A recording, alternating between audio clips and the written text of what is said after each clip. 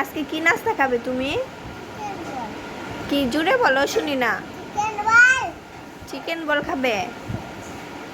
কয়টা বেছে দিব বলো? কয়টা? ওকে, ভেজে নিয়ে আসি, তুমি বসো। ব্লেন্ডার করার আগে ভিডিওটা করতে পারিনি, কিন্তু এখানে আমি মুরগির মাংস, যাবতীয় মশলাগুলা সব এখানে ব্লেন্ডার করে রেখেছিলাম। এখন আমি হাত দিয়ে এগুলা বল করে নিব। বল করার আগে হাতে একটু তেল মাখিয়ে নিতে হবে, যাতে বলটা অনেক সুন্দর হয়। আমি মনে করি বাচ্চাদের জন্য নিজেরা হাতে বানিয়ে নিলে বেশি ভালো হয়। বাহিরের প্যাকেটের কিনাগুলা বেশি ভালো না। আমি এগুলা সব বলের শেপ দিয়ে নিচ্ছি একটা একটা করে। এখানে মোট 29টা হয়েছিল, বেশ ভালোই হয়েছিল।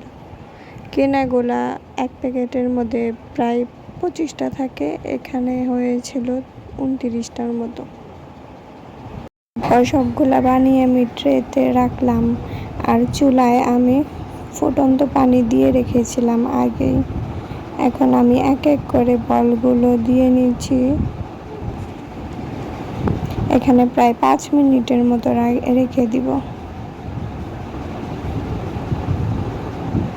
প্রায় হয়ে গেছে আমার বলগুলা। উঠিয়ে নিলাম সবগুলো একসাথে। উঠানোর পর দেখেন এই মতো দেখা যায়। তারপর তেল গরম করে কড়াইতে কয়েকটা দিলাম, ভালোই হচ্ছিল। নামিয়ে নিলাম, আনার জন্য প্লেটে নিলাম, আর কয়েকটা বাচ্চাদেরকে দিলাম। গরম তো, এর জন্য আনা একটু ভয় পাচ্ছিল। আনায় বললো বেশ ভালোই হয়েছে।